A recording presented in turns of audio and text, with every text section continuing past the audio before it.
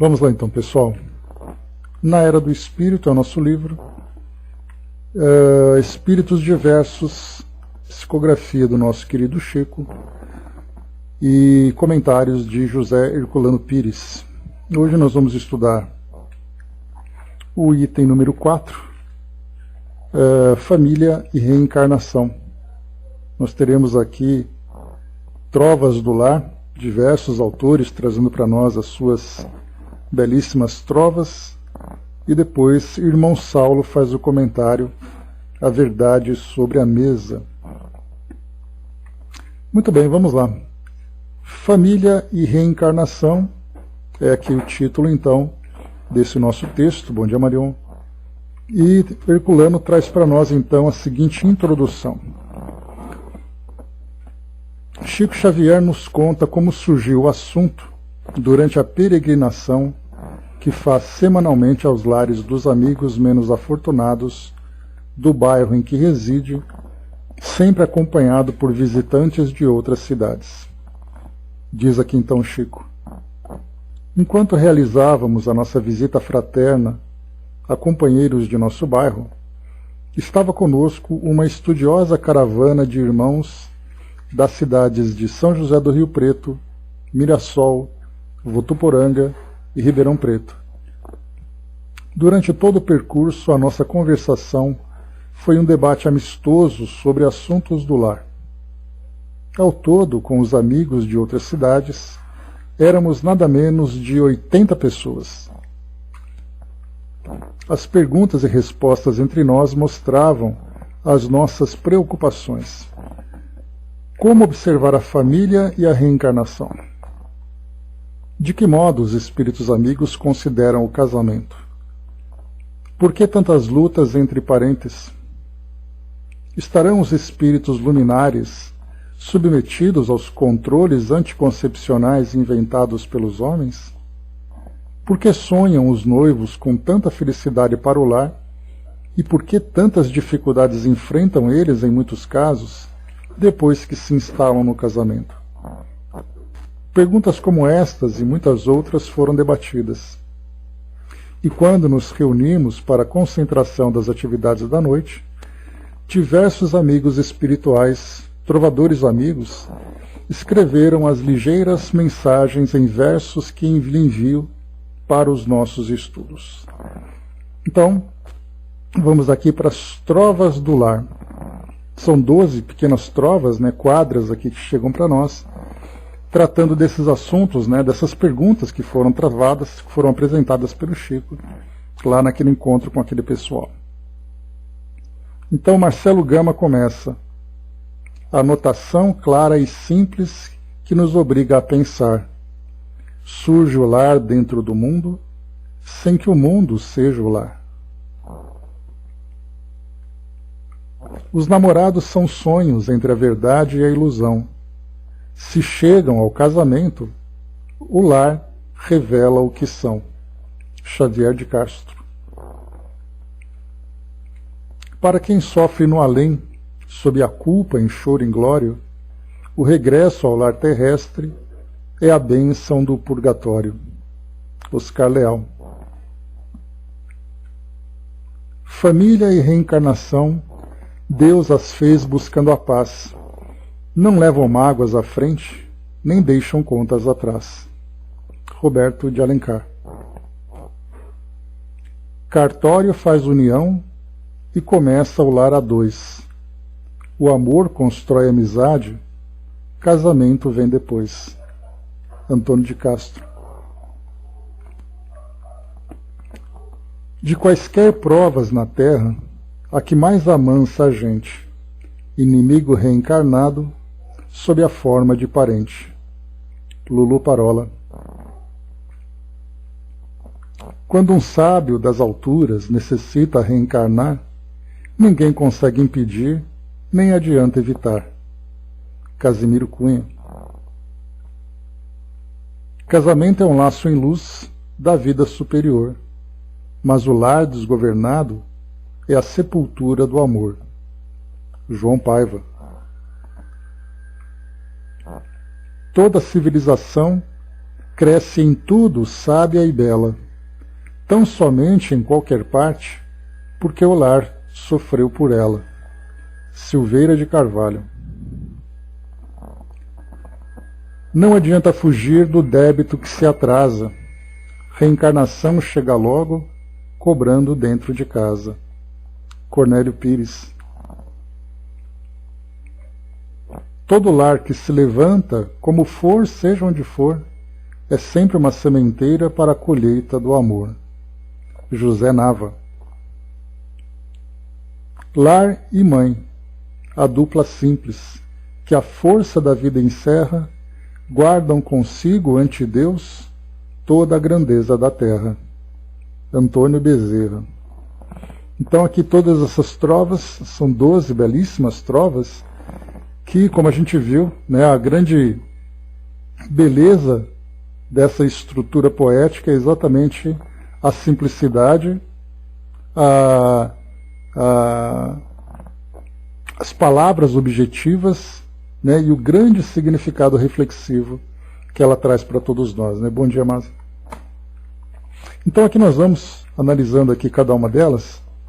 A primeira aqui então, Marcelo Gama diz para nós: a notação clara e simples que nos obriga a pensar. Surge o lar dentro do mundo, sem que o mundo seja o lar. Né? Então cada grupo, cada conjunto de espíritos então que formam esse lar,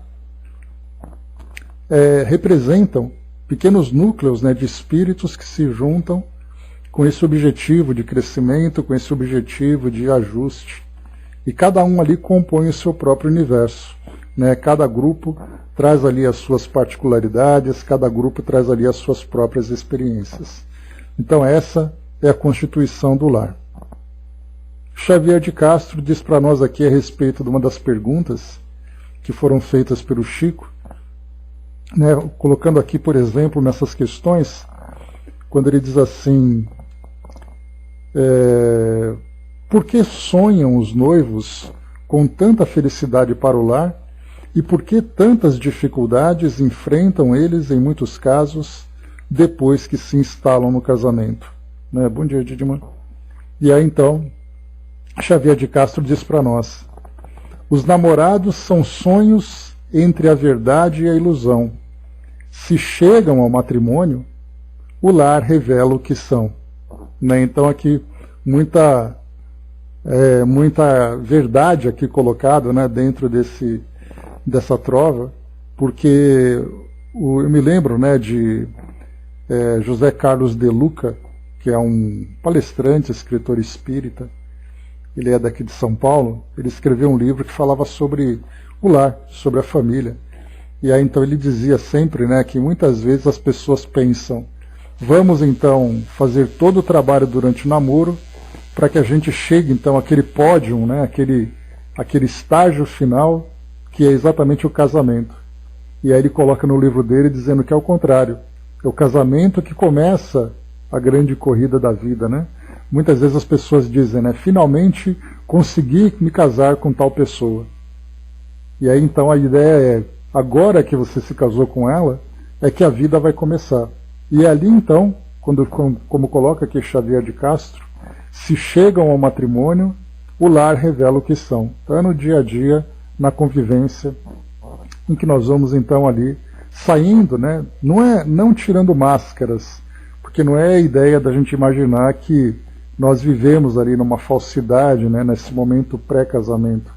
Mas na verdade nós vamos perceber ali que nessa fase de ilusão, onde nós estamos ali enamorados, onde temos ali muitas ideias, muitas ilusões, muitos projetos, né, vai ser no dia a dia em que isso vai ser construído. E é dentro do lar, na rotina do cotidiano, né, que nós vamos ali revelar exatamente quem são, dos nossos medos, das nossas virtudes, das nossas fraquezas, enfim, cada elemento da nossa personalidade vai aflorando dentro desse círculo mais íntimo. Oscar Leal traz para nós aqui: para quem sofre no além, sob a culpa em choro inglório, o regresso ao lar terrestre é a bênção do purgatório. Né? Então aqui ele fala também, Oscar Leal, sobre a necessidade que nós temos de reencarnar para fazer exatamente ali, para termos a oportunidade de purgar as nossas culpas, de purgar as nossas dores. Né? E o purgar significa pôr para fora, né? Você jogar fora. Né? Então o purgatório é aquele local onde nós vamos ali viver experiências para poder fazer com que haja essa depuração da alma, mas que na verdade é a depuração da consciência. E para isso, então, o lar terrestre é a estrutura que vai nos acolher. E nós temos estudado, né, durante essa semana, com o livro Sexo e Destino, sobre programação reencarnatória. Nós temos acompanhado, né, esse texto, essa história, mostrando exatamente ali toda a preocupação que se tem na formação de um grupo, do porquê aqueles espíritos estarem juntos, o momento em que eles se juntam, as condições em que eles vão se reencontrar. Então mostra ali que aquele espírito que no plano espiritual sofre por culpa em choro e inglório, vai ser através da reencarnação naquele lar, no reencontro com as próprias experiências e com os próprios companheiros de jornada, que ele vai conseguir então expurgar. Então purgar, expurgar, purgatório, todos eles têm o mesmo sentido. Então nós temos, né, principalmente dentro dos dogmas católicos, né, o céu, o inferno e o purgatório. E essa palavra purgatório, ela tem ainda uma conotação de sofrimento, mas não o sofrimento eterno, mas é um local de sofrimento. E no nosso entendimento espírita, nós vemos que o purgatório, na verdade, é o ambiente onde o espírito, através das experiências que foram programadas, ele terá a oportunidade de se reequilibrar, de se corrigir, de se transformar diante das leis divinas. Então, para isso, Oscar Leal traz para nós exatamente que o lar terrestre é o ambiente adequado para esse retorno aqui ao mundo físico. Bom dia, Sonja. Roberto de Alencar diz assim para nós: família e reencarnação. Deus as fez buscando a paz. Não leva mágoas à frente, nem deixa contas atrás. Então, família e reencarnação são duas estruturas, né, dois processos que nós vivemos, exatamente para que, depois de bem vividas essas experiências, nós não levamos mágoas para frente e nem deixamos contas para trás. Ou seja, nós, através da transformação, através do crescimento, nós vivemos cada vez melhor, cada vez mais equilibrados e desenvolvidos a partir daquela experiência, ao mesmo tempo em que nós então vamos ajustando, né, nos reajustando, corrigindo o nosso passado.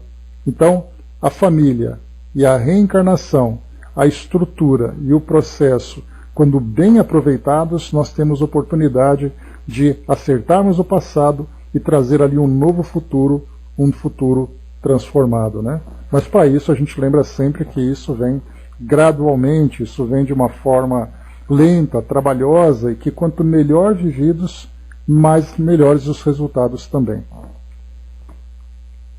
Antônio de Castro diz para nós aqui também de um modo muito bem interessante: cartório faz união e começa o lar a dois. O amor constrói amizade, o casamento vem depois. Então ele fala sobre a união aqui do nosso mundo físico, porque as famílias são construídas através de uma assinatura num papel, dentro da visão terrena. Mas na visão espiritual, é o amor que começa tudo, que constrói a amizade, e da amizade vem o casamento.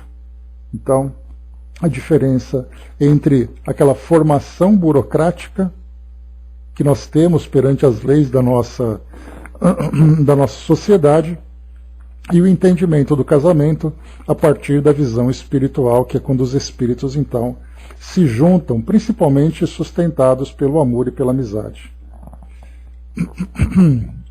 Lulu Parola: de quaisquer provas na terra, a que mais amansa a gente, inimigo reencarnado, sob a forma de parente. Então Lulu Parola, ela traz para nós aqui uma referência a uma dessas questões apresentadas assim, pelo Chico, que ele coloca para nós, que diz assim: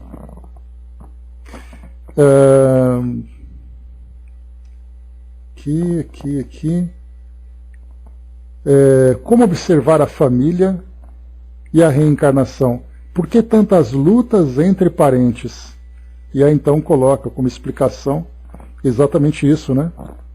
A prova que mais amansa a gente na Terra é o inimigo reencarnado sob a forma de parente, porque é aquela convivência contínua, é aquela convivência diária. E aí, mais uma vez também, assim como Antônio de Castro, ou melhor, Roberto de Alencar trouxe para nós sobre família e reencarnação, que é uma estrutura e um processo, quando esses dois elementos são bem aproveitados, nós temos bons resultados. Conforme colocado para nós aqui por Lulu Parola, o reencontro com esse inimigo do passado, quando bem compreendido e bem trabalhado, nós então nos resgatamos, né, perante o nosso passado e nos ajustamos com esse companheiro de jornada. Mas se não for bem aproveitado, nós nada mais nada fazemos do que adiamos e prorrogamos cada vez mais a necessidade desse reajuste. Então tudo depende do nosso entendimento. Por isso que a doutrina espírita, muito mais do que uma doutrina, muito mais do que uma filosofia de vida, ela é uma escola do espírito, porque ela traz para nós os fundamentos, o entendimento, a compreensão de cada um desses processos. Então nós entendemos, por exemplo, o que é a família, o que são as dificuldades de um indivíduo vivendo aqui na nossa sociedade, o que são esses atritos dentro da família, o que é a doença, o que é a privação, o que é a limitação, o que é a reencarnação, o que é a desencarnação. Então a cada dia a gente vai desenvolvendo um entendimento sobre cada um desses processos. Então, como eu comentei com vocês numa outra vez, imaginemos, né, um curso de uma faculdade, onde durante 4, 5 anos, 6 anos, o indivíduo então vai todos os dias à sala de aula para poder estudar ali, né, teorias, fazer análises, fazer exercícios, fazer trabalhos, fazer provas dentro de uma área técnica. O que nós fazemos dentro da doutrina espírita também tem essa visão técnica, porque nós estamos aí em sala de aula, embora uma sala de aula virtual que nós nos encontramos, né, e por isso que eu sempre falo com muito orgulho, né, que nós somos um grupo que nós estudamos muito mais do que as casas espíritas. Porque nas casas espíritas eles fazem estudos semanais durante 1 hora. Nós estudamos 1h30 todos os dias. Né, e mais do que isso, né, com o intercâmbio que nos dá esse privilégio de estarmos em contato direto com os nossos amigos do outro lado. Então, vemos assim a oportunidade que nós temos de todos os dias estudarmos essa teoria, aprofundarmos, compreendermos, vermos ali as diversas situações em que essas teorias são aplicadas. Então, quando nós nos deparamos com essa situação, por exemplo, em que o nosso Roberto de Alencar fala sobre família e reencarnação, que diz assim para nós, né, que Deus as fez buscando a paz, não levam mágoas à frente nem deixam contas atrás, parte-se do princípio de que nós compreendemos o que significa a estrutura familiar e, mais do que isso, nós entendemos o que é a reencarnação. Que nós não vemos simplesmente o nascimento como uma ocorrência biológica e tampouco não vemos a família como uma junção de pessoas aleatoriamente. Mas vemos ali toda a programação, todo o cuidado para montar essa estrutura. E Lulu Parola, então, quando ela fala sobre o inimigo reencarnado sob a forma de parente, nós começamos a entender que esses conflitos que existem dentro da família, na verdade, são personalidades que estão ali conflitando, né, porque cada um briga pelo seu próprio interesse. E aí nós vamos lembrar lá do Evangelho segundo o Espiritismo, no capítulo 5º, que fala sobre bem-aventurados os aflitos, Kardec fala sobre as provas atuais, as aflições atuais e as aflições anteriores. A mesma coisa acontece com relação aos atritos dentro de um grupo familiar. Os atritos atuais e os atritos anteriores. Os atritos anteriores são aqueles em que nós reencontramos aqueles que foram inimigos do passado, segundo aquilo que traz para nós Lulu Parola. Bom dia, Andréa. Agora, quando nós falamos em conflitos atuais, nós tratamos nada mais, nada menos do que a própria fogueira de vaidades, em que cada um ali tem a sua personalidade, cada um tem o seu ego, cada um ali tem o seu interesse, e ali então cada um briga pelo seu espaço. E isso nada significa, não significa necessariamente que nós estamos ali naquele momento buscando, resgatando alguma coisa do passado. Eu simplesmente mostro o meu interesse, o outro mostra o interesse dele, e nós entramos em conflito a partir do momento em que não há ali aquela harmonização de interesses, aquele interesse comum do grupo, para que todos, então, possam, né, se reajustar. Tá? André, a sua câmera está ligada, tá? E é então, por isso Lulu Parola fala para nós sobre a necessidade da educação do espírito, como necessidade, né, a educação do espírito no sentido teórico, no sentido prático, para entender esses processos. Porque exatamente o que nós vemos no nosso mundo hoje é uma vivência automática. As pessoas vivem instintivamente cada uma dessas experiências. Então, aquele que tem uma privação social, que tem uma privação física, aquele que vive um determinado conflito, seja de relacionamento, seja da própria consciência, qualquer coisa do gênero, ele vai vivendo automaticamente e são os instintos que respondem. Então, se ele sofre, ele reage. É a questão da ação e da reação. Quando ele tem um entendimento, o instinto, então, acaba sendo contido, porque é a razão que passa a controlar. Então eu começo a pensar, se isso está acontecendo, tem uma causa. Portanto, eu vou trabalhar essa causa da melhor forma possível, porque a minha razão também diz que o resultado virá dependendo da forma como eu lido com isso. Por isso, então, a doutrina espírita, mais do que uma filosofia de vida, mais do que um consolador, como é colocada por Kardec, ela é também uma escola do espírito.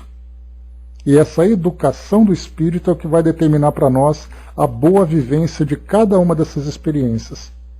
Porque nós não somos surpreendidos por situações ocasionais que acontecem na nossa vida.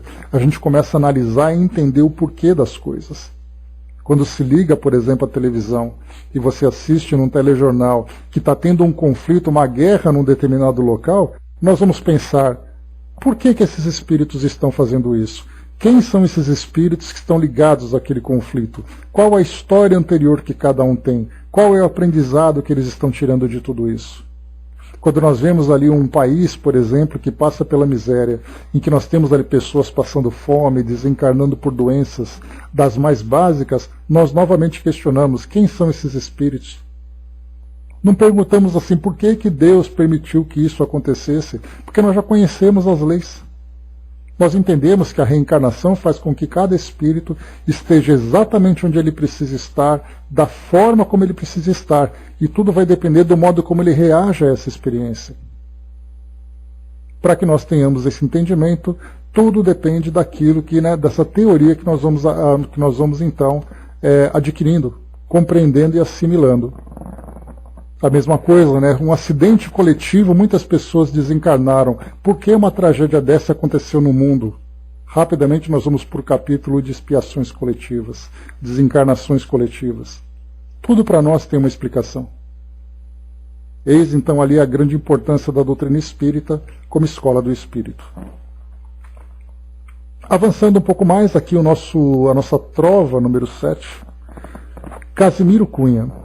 Isso lembrando, né, que toda essa teoria que nós aprendemos é uma teoria que traz para nós ainda que nós alcançamos uma compreensão bastante limitada. Porque nós procuramos entender essa teoria, mesmo com os ensinamentos que os espíritos trazem, a partir da nossa perspectiva.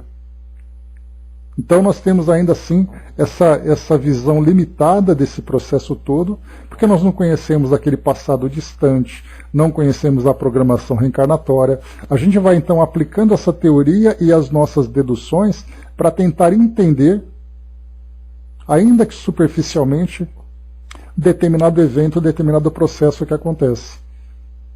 Agora, do mundo espiritual, quanto mais esclarecido é o espírito, maior é a profundidade do seu entendimento, que é o que nós estamos vendo exatamente lá no nosso livro Sexo e Destino.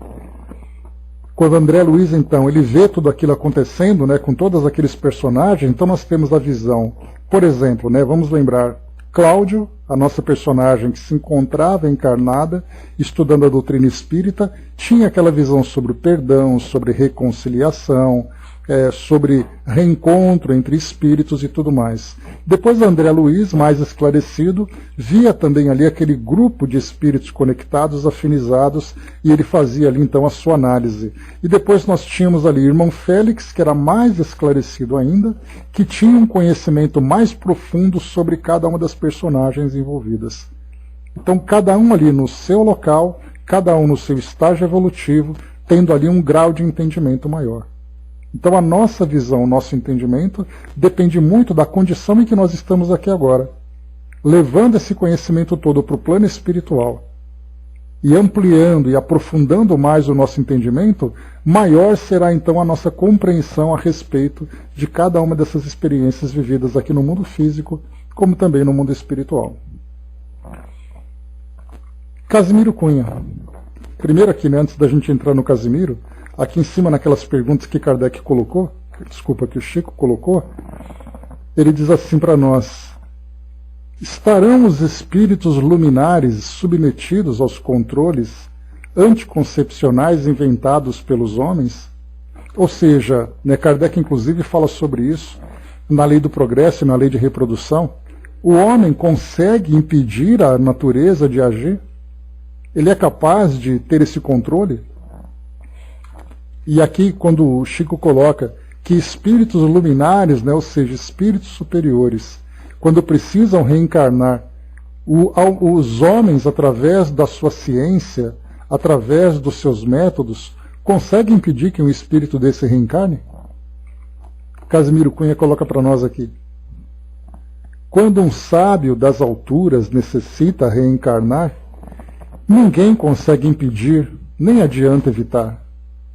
Né? Então, ou seja, quando o espírito precisa reencarnar, uma pessoa, por exemplo, que opte, né, que opte por não ter filhos, por exemplo, esse espírito que precisa reencarnar, vai reencarnar de outro ventre, vai reencarnar em outra família e, inevitavelmente, ele vai seguir o seu percurso até reencontrar com o ambiente, com as pessoas e com as situações que ele precisa vivenciar.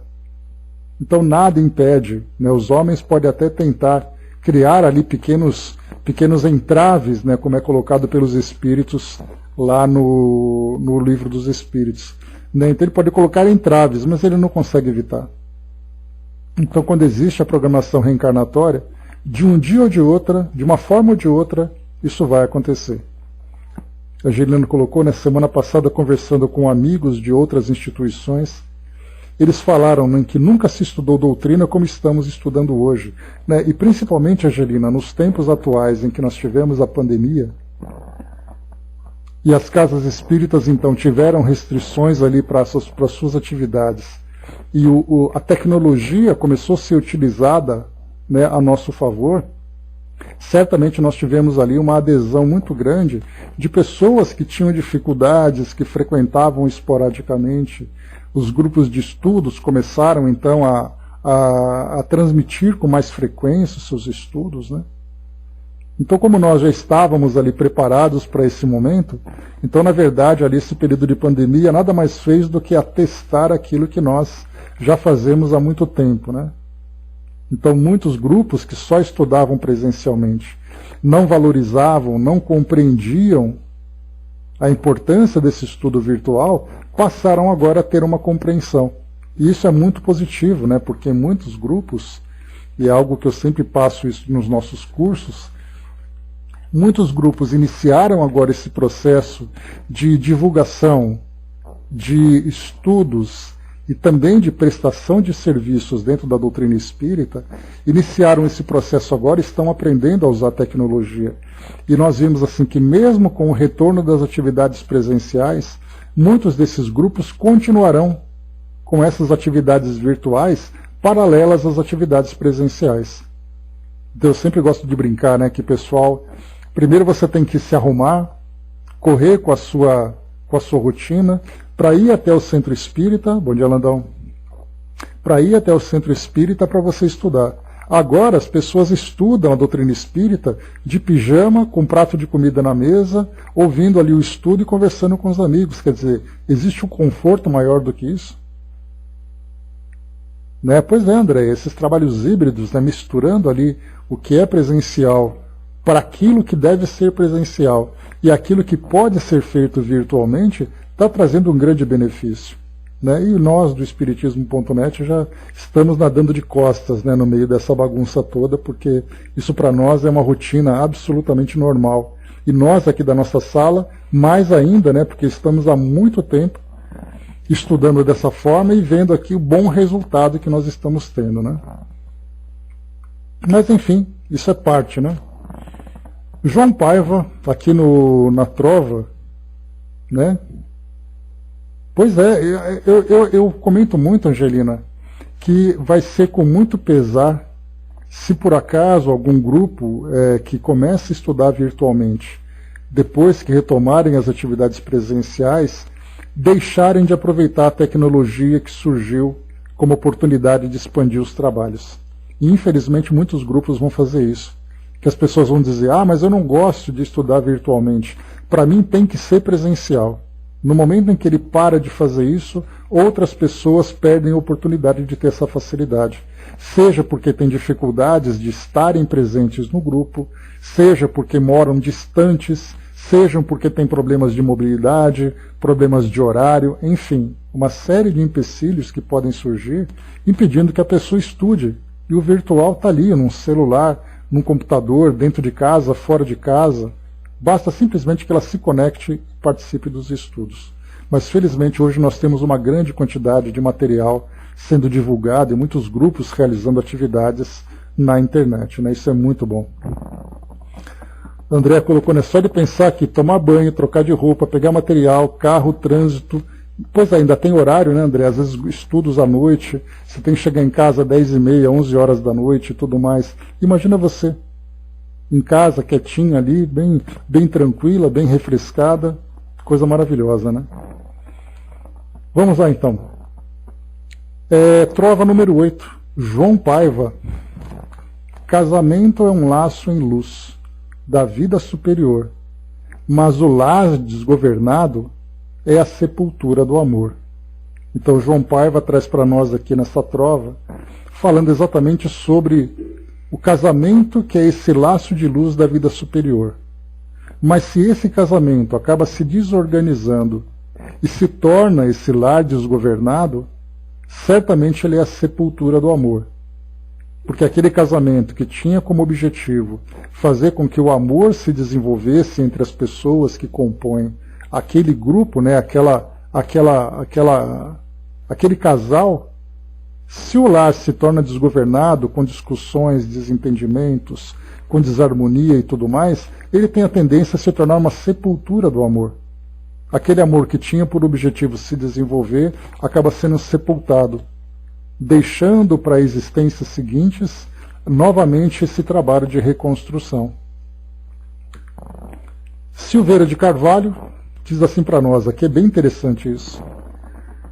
Toda civilização cresce em tudo sábia e bela, tão somente em qualquer parte, porque o lar sofreu por ela. Então ele fala aqui da civilização, né? Então mostra ali aquelas grandes conquistas, aqueles grandes territórios, aqueles grandes líderes, aqueles grandes trabalhos e conflitos vividos por civilizações. E a gente vai lembrar de Joana de Ângeles, que ela diz para nós que a família é a célula de toda a sociedade. E quando ela disse isso, aqui no caso Silveira de Carvalho, ele fala muito mais do que sociedade, ele fala de uma civilização inteira. O que é essa civilização que nós vemos no mapa, né? É como se nós estivéssemos olhando um organismo, um indivíduo vivo, e nós pegássemos então, começássemos a estudar anatomia, a estudarmos biologia, microbiologia, ou seja, a gente vai então aprofundando cada vez mais a nossa visão, saindo daquela visão macro e entrando na visão micro, vendo ali que aquele organismo todo ele é dividido por sistemas, ele é dividido por órgãos, ele é dividido por tecidos, ele é dividido por células. Então quando nós olhamos, né, a história de uma civilização num livro de história, Nós vemos ali a civilização egípcia, a civilização greco-romana, a civilização babilônica e outras, civilização chinesa e tantas outras. O que é essa civilização? Nada mais, nada menos do que o conjunto de famílias que foram sendo estruturadas, permitindo a reencarnação de cada um desses indivíduos. Então nós começamos a ver de um modo diferente. Começamos a perceber que naquele lar nós tínhamos então ali os pais que receberam os filhos que foram educados, aquela criança que se desenvolveu, que foi educada, que se tornou adolescente, que se tornou adulto, que permitiu ali o afloramento da sua personalidade, que pode ter tido um resultado positivo ou um resultado negativo, mas aquela grande civilização começou pelo lar, começou pela família. Então uma visão bem interessante, numa pequena trova que Silveira de Carvalho traz, mostrando para nós exatamente a grande dimensão do que é esse processo de sair daquele núcleo familiar, aquela pequena célula, e essa célula em dois sentidos, né? Aquela célula no sentido de um pequeno organismo vivo que compõe ali uma grande estrutura biológica, como uma célula falando de um pequeno espaço compondo um espaço muito maior. Como se fosse ali uma grande colmeia, né, em que você tem aquele pequeno espaço dentro da colmeia, e ali então cada um desses espaços vão compondo então toda aquela grande estrutura. Assim então é o lar. Cornélio Pires fala para nós aqui agora sobre o resgate, a reencarnação, né? Não adianta fugir do débito que se atrasa. Reencarnação chega logo, cobrando dentro de casa. Então, também mostra para nós ali que o passado sempre vai estar ali nos acompanhando, e ele só vai deixar de nos assombrar, aquele passado delituoso, quando ele for resolvido. Então, por mais que nós queiramos empurrar, mais dia ou menos dia, a reencarnação chega e vai ser dentro do lar, nesse espaço em que nós reencarnamos, que as coisas vão se resolver. Juntando ali espíritos vinculados ao passado, afetos, desafetos, experiências diversas, em que o espírito então vai ter a oportunidade de trabalhar a sua própria história, trabalhar a sua própria consciência. José Nava, na penúltima trova, diz assim para nós: todo lar que se levanta, como for, seja onde for, é sempre uma sementeira para a colheita do amor. E aí José Nava, então, aqui também ele traz para nós uma pequena trova que também nos traz um conteúdo filosófico muito profundo. Eu tenho assistido a alguns documentários, né, que falam principalmente sobre a vida das pessoas, o modo como elas vivem em diversas culturas, né? Então a gente vai, por exemplo, ali, como foi uma história que eu acompanhei, na Índia, em que grupos viviam ali uma experiência em busca de Deus, que na verdade é um documentário chamado A Procura de Deus. E aí então mostrou a procura de Deus entre os iraquianos, vivendo ali, né, com seus mártires, as homenagens aos seus mártires, as grandes peregrinações, com mais de 20 milhões de pessoas transitando ali e tudo mais. Depois na Índia, o maior encontro religioso do mundo, um encontro que dura 52 dias, mostrando ali pessoas das mais variadas regiões do mundo naquele local. E ali então nós vamos perceber que dentro dessa grande movimentação nós temos ali pequenas famílias. Temos ali o casal que leva seu filho, que leva seus filhos, aquela mãe carregando uma criança. Depois você muda de lado, você vai lá para o Japão, você vê aqueles pais cuidando dos filhos e tudo mais. Você muda para outra região do planeta, você vai vendo famílias que são formadas em diversas partes do mundo. E aí então não são apenas pessoas que se juntam, simplesmente pais ocasionais, mães ocasionais e filhos ocasionais. São famílias. E aí, mas qual é o sentido da família? Porque nós pensamos muito na família espírita, né? Mas e na família de um muçulmano? Na família de um judeu? Na família de um católico? Na família de um budista? José Nava diz assim: todo lar que se levanta, como for, seja onde for, é sempre uma sementeira para a colheita do amor. Cada grupo desse, em qualquer lugar que estiver, da forma como estiver, tem por objetivo a sementeira e a colheita do amor. São espíritos que se juntam nesses núcleos com esse objetivo de evolução. E é aquilo que eu tinha falado para vocês anteriormente, né? Quando nós estudamos os conceitos, as teorias, os fundamentos de todos esses processos que dizem respeito à evolução do espírito, afeta a qualquer pessoa onde quer que ela esteja. Todos nós estamos submetidos às mesmas leis. Então a família que eu tenho aqui em São Paulo, ela tem o mesmo objetivo da família daquela pessoa que está em Bagdá, daquela pessoa que está em Tóquio, daquela pessoa que está em qualquer outro lugar.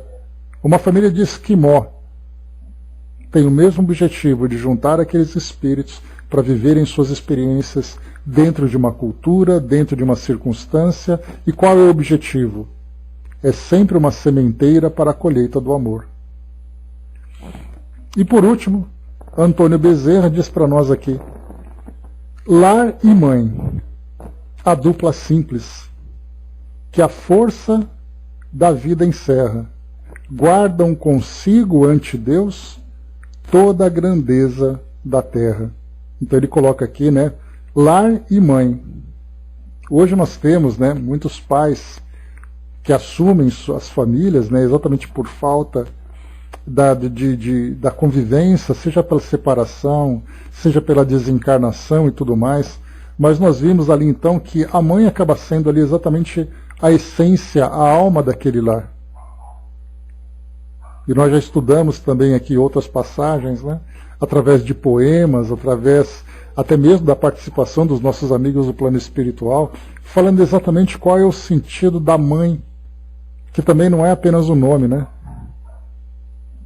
É ali uma estrutura dentro do lar, o pilar do lar, né, que transmite ali o sentimento do amor, que é ali o portal da reencarnação, através da qual um espírito é gerado biologicamente para poder reencarnar, o seu corpo é gerado biologicamente para poder reencarnar. Então ele faz a relação entre lar e mãe. E nós vemos muito isso, né, aqui no Brasil, por exemplo, que é uma realidade nossa. Nós vemos então aqui quantas são as mães de família que acabam sustentando, fazendo ali trabalhos, jornadas duplas, jornadas triplas, para sustentar, porque aqueles que eram os pais abandonaram os lares e as mães ficaram ali com a responsabilidade de não apenas sustentar, mas também educar, cuidar e transmitir amor para os seus filhos. Então é o que geralmente acontece, né? Inclusive a nossa própria legislação privilegia isso. No caso de uma separação, a mãe é sempre aquela que tem a prerrogativa de fazer a primeira escolha, de mostrar a primeira possibilidade. Então lar e mãe, dupla simples, que a força da vida encerra, guardam consigo ante Deus toda a grandeza da terra. Então muito bacana também aqui o que Antônio Bezerra traz para nós. A Sonja colocou para nós aqui, deixa eu ver, maravilhoso, né? Isso inclui relações hétero e homo, amizades, né? Qualquer outro tipo de união formando um lar. Toda forma de amor vale a pena, né? Sem dúvida nenhuma. Hoje nós temos aqui, por isso que nós vimos aqui em cima, o José Nava coloca assim, né? Todo lar que se levanta, como for, seja onde for, é sempre uma sementeira para a colheita do amor. Então esse como for, não importa qual é a configuração desse lar. O que importa é o objetivo que ele tem e o resultado que se espera.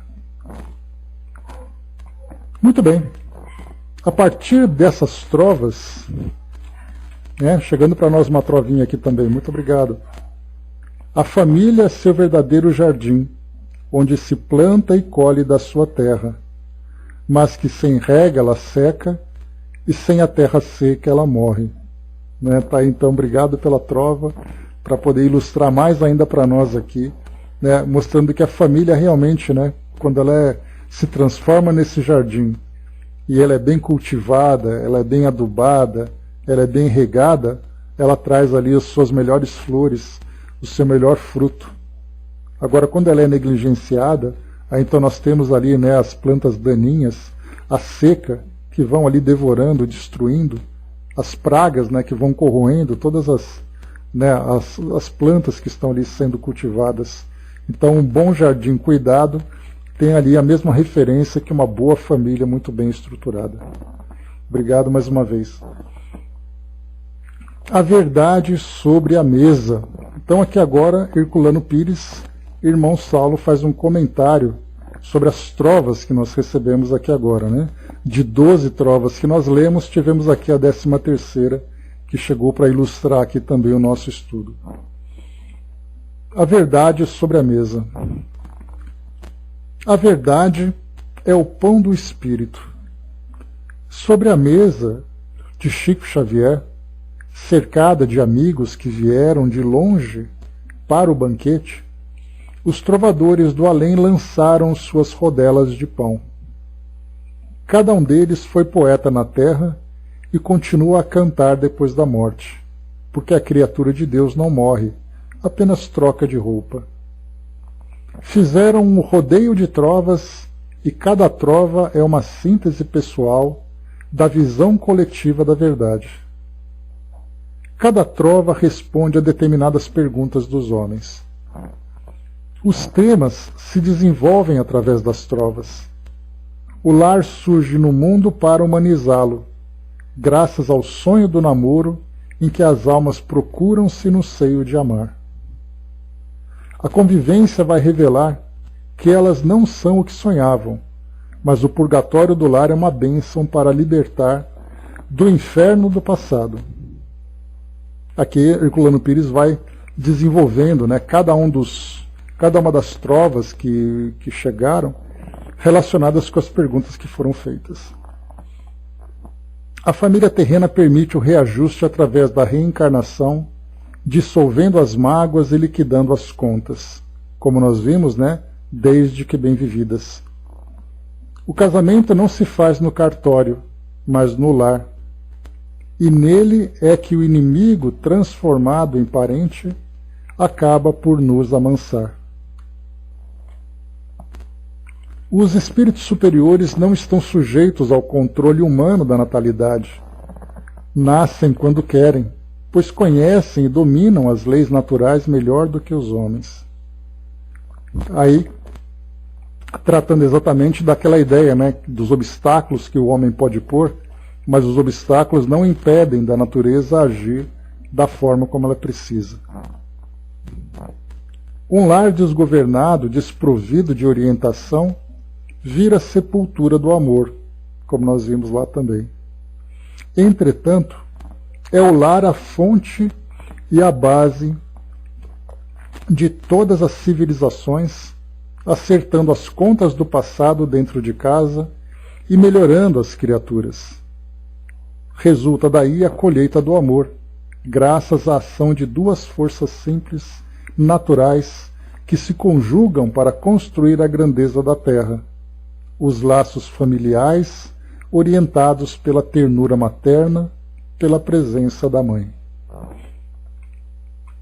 Pouco a pouco, através das trovas, a verdade se corporifica, e os trovadores nos dão, assim, a lição da fraternidade e da colaboração.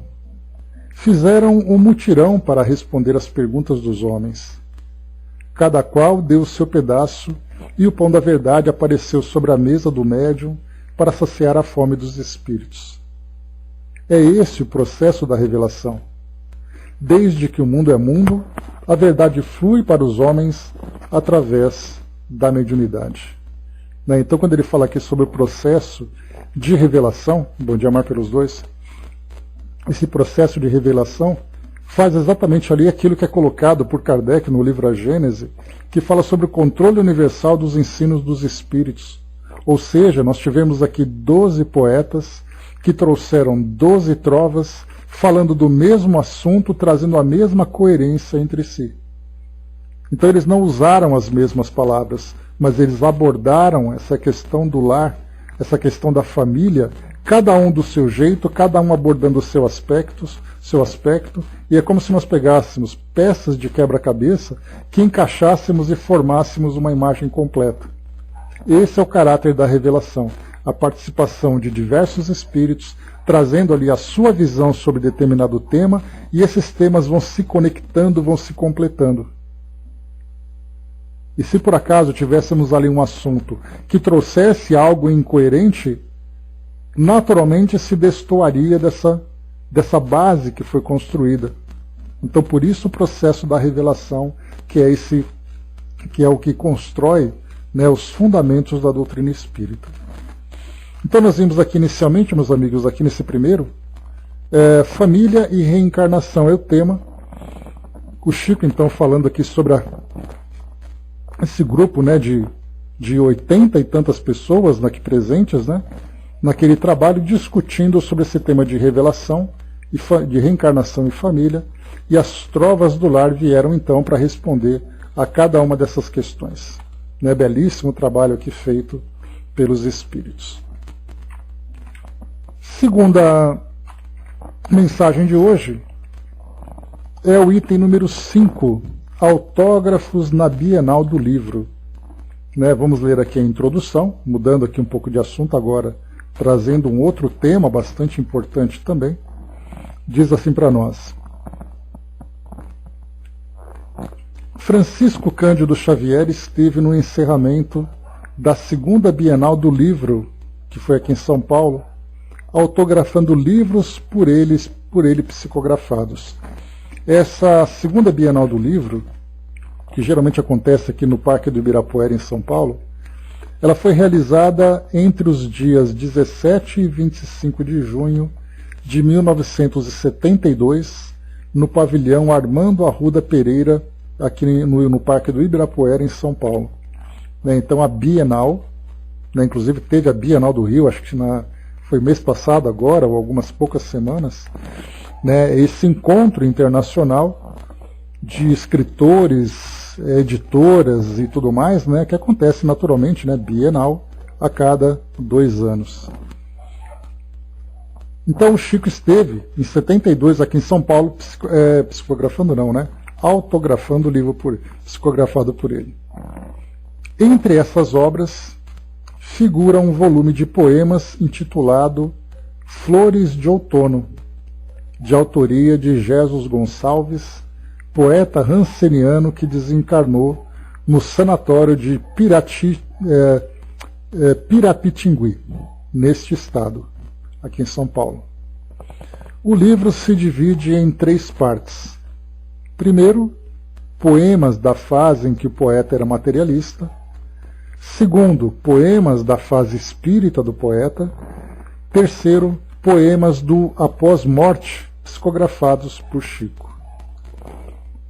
A essa última parte pode agora ser acrescentado o soneto Mensagem do Companheiro, de Chico, que nos conta como recebeu. Diz assim para nós, antes de colocar, chegou para nós aqui Lúcia de Bragantes, escrevendo para nós, muito obrigado, diz assim: gestais tu dentro de mim, e de sua nova casa tu vives ainda, e da mudança na hora certa, e o renascer de um novo lar, sua nova morada chegará. Então aqui mais uma trova para nós, falando exatamente isso, que começa com o lar dentro da mãe, e depois o lar construído pela mãe, pela família na nova morada. Muito obrigado, querida amiga Lúcia, seja bem-vinda sempre. Então 2 trovinhas aqui que nós recebemos para poder compor aqui a nossa coletânea de poemas.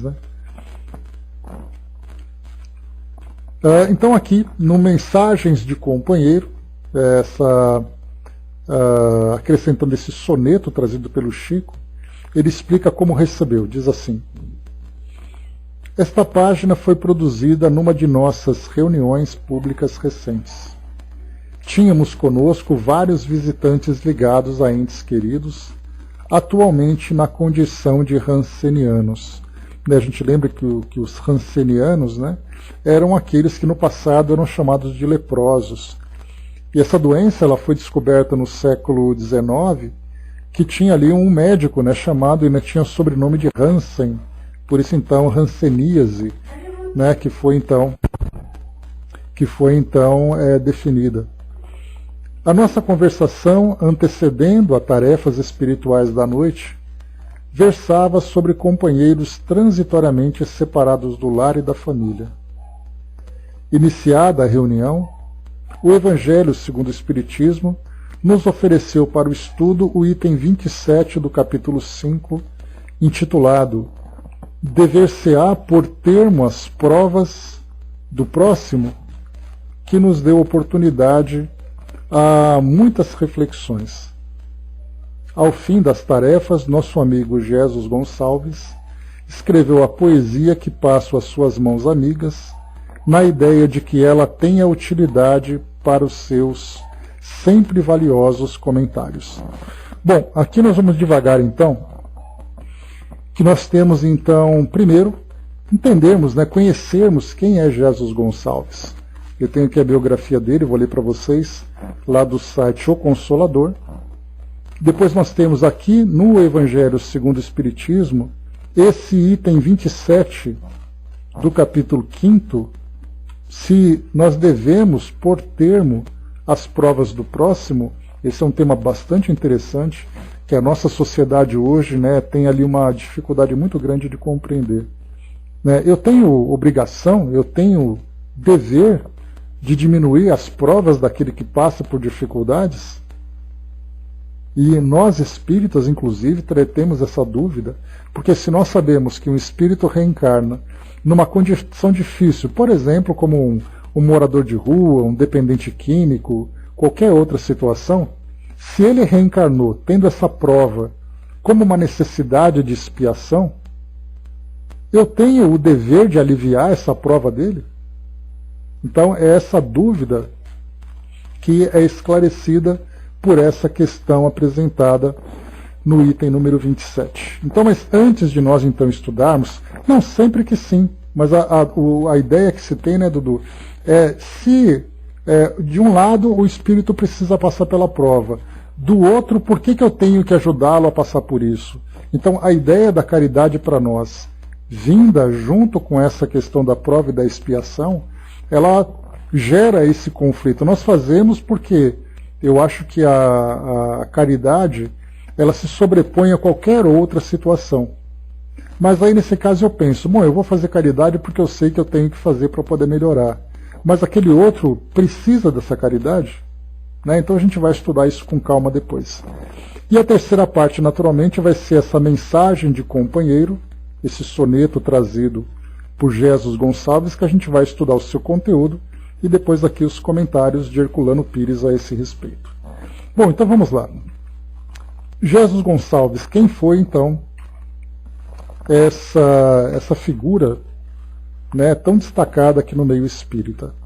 Então vamos lá. As vidas de Jesus Gonçalves. Então foi um texto escrito foi em 2015 por Jorge Leite de Oliveira no site consolador.com.br.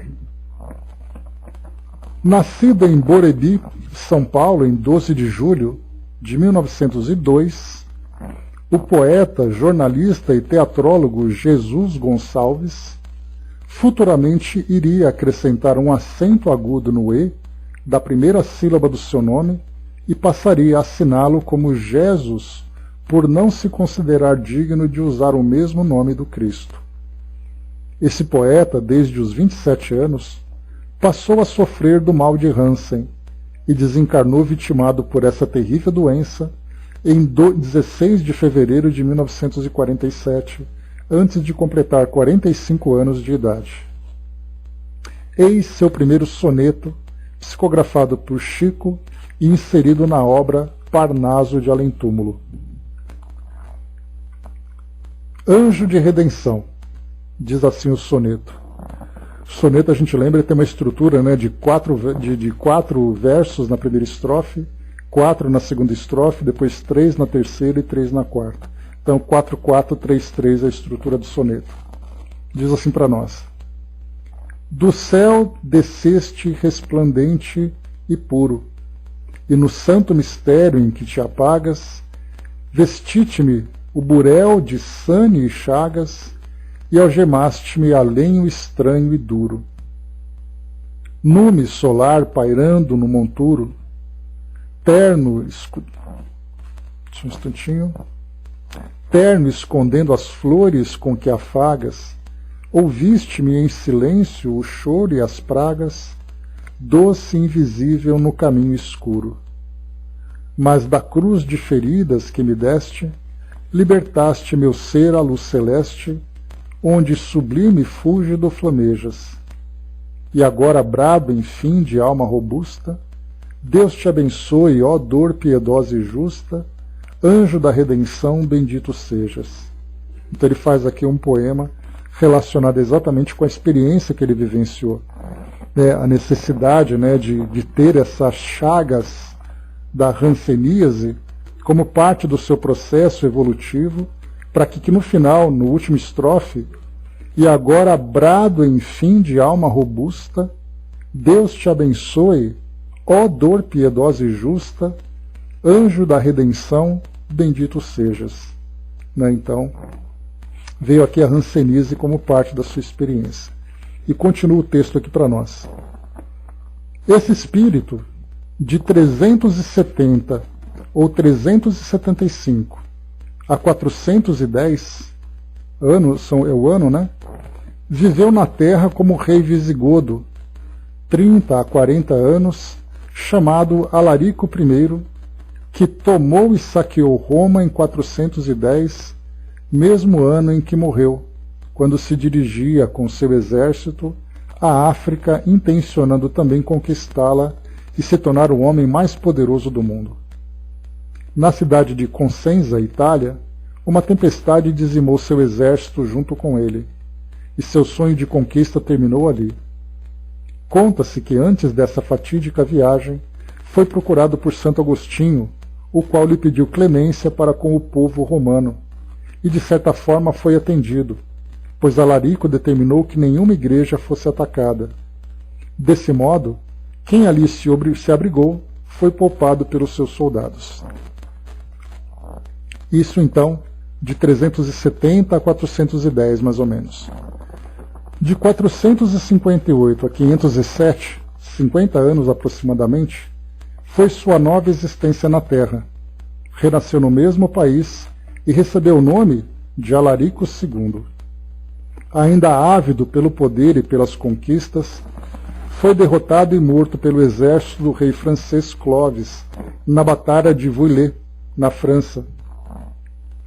Depois, em 1585 a 1642, sua existência conhecida mais longa, de 57 anos, viveu na França, onde foi o primeiro-ministro francês por 18 anos.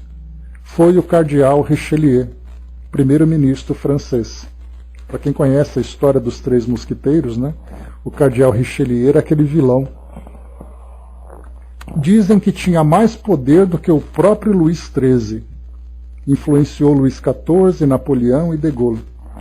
Católico fervoroso e político de extrema habilidade, era impiedoso com os que considerava inimigos do Estado. Duas de suas frases famosas. Primeira: para mim existem dois deuses, Deus e a França. Segunda frase: o homem é imortal, sua salvação está no outro mundo. O Estado não, sua salvação é agora ou nunca. Não teve piedade por muitos povos que deixou na miséria em guerras de conquista, embora São Vicente de Paula tivesse apelado para o seu sentimento cristão com o seguinte pedido: Clementíssimo Senhor, dá-nos paz, tem compaixão de nós, dá paz à França. Desencarnou vítima de estranha doença, tumores de diagnóstico desconhecido invadiram todo o seu corpo.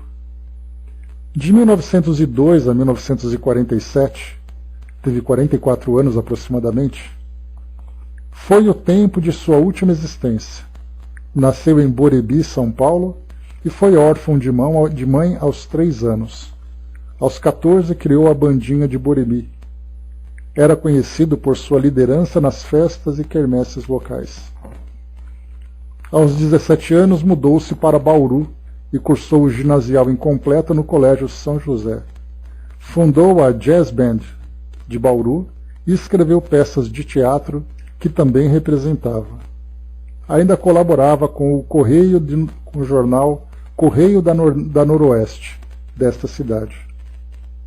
Aos 20 anos foi tesoureiro da prefeitura e aos 22 casou-se com Teodomira de Oliveira, viúva que tinha 2 filhos.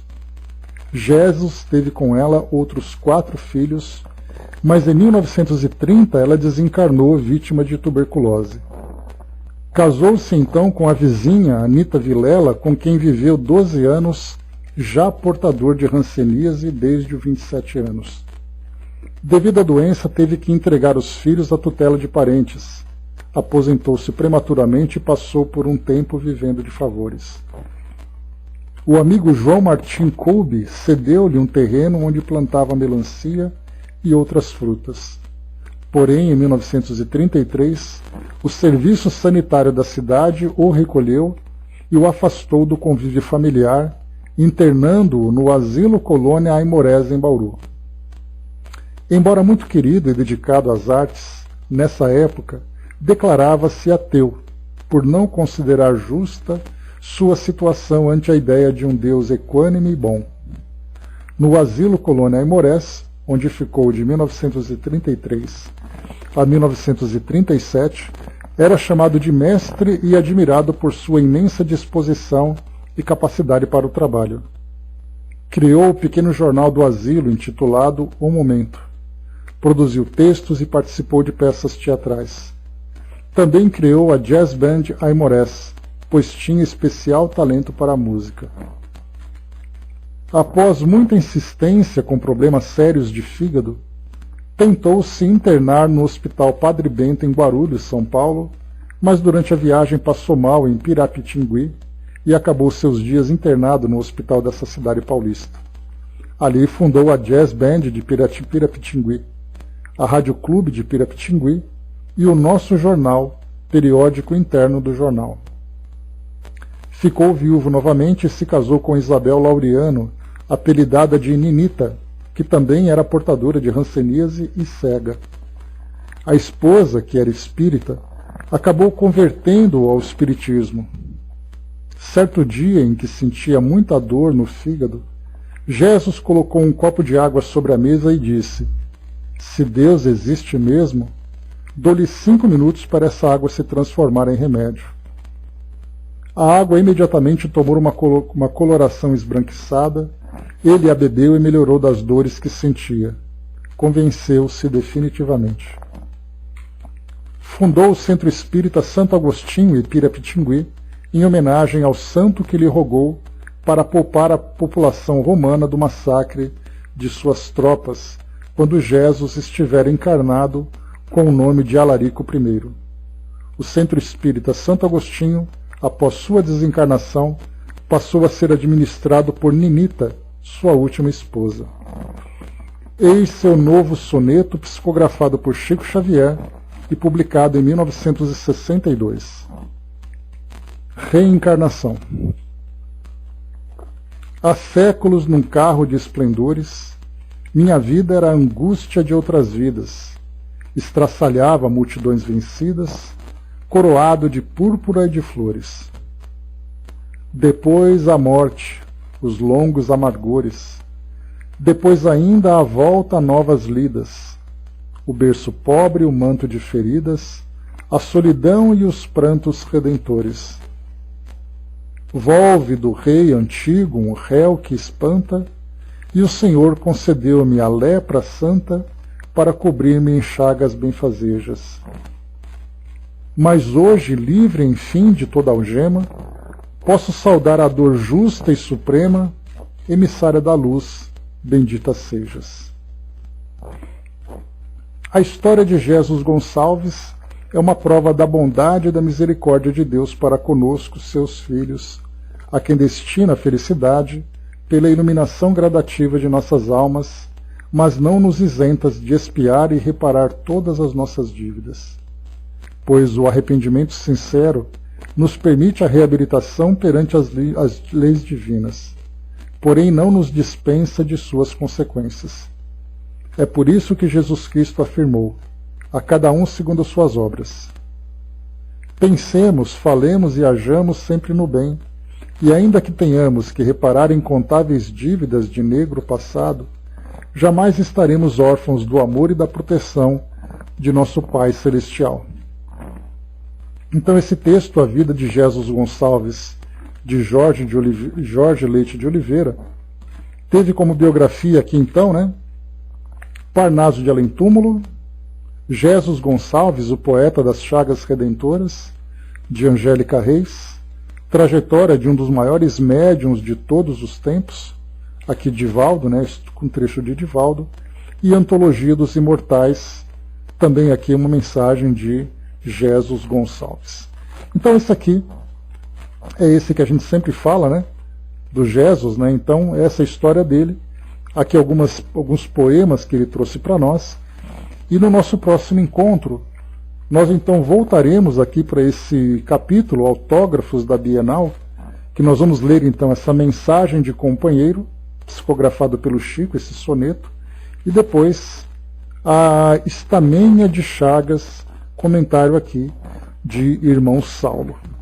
Então é isso, pessoal, cravamos aqui no nosso horário. Vamos aqui também, não deixarmos de ler também, aqui esse item número 27 do capítulo 5º, dever-se-á por termo as provas do próximo. Então nós vamos ler também esse trecho para contextualizar aqui aquilo que o Jesus vai trazer para nós e os comentários também de Herculano Pires. Eu também não conhecia não, Brás, muitos dos nomes que a gente lê aqui, do estudo, o bacana é que a gente tem aqui muitas personagens participando e a gente procura sempre conhecer um pouquinho de cada um. Nós conhecemos Maria Dolores, conhecemos Humberto de Campos, conhecemos também, foi até a poesia dela que nós estudamos aqui, cadê? Foi no outro livro que nós estudamos. Estudamos sobre a... Qual é o nome dela que nós estudamos, meu Deus? Foi a Amélia Rodrigues, também estudamos, mais uma pessoa ainda além de Amélia. Amélia, estudamos sobre Maria Dolores, estudamos sobre aquela outra poetisa, qual é o nome dela? Vocês se lembram? Espera aí, só um pouquinho. Agora uma questão de honra. Alta de Souza, André, obrigado. A própria, estudamos aqui a biografia de Alta de Souza também. Estudamos, mas não decoramos o nome, mas faz parte. Então no nosso próximo encontro a gente vai então aqui conhecer um pouquinho sobre a história, sobre o poema de Jesus, e depois defeitos e desculpas, também aqui o item número 6 que nós vamos estudar com mensagem de Emmanuel. É isso.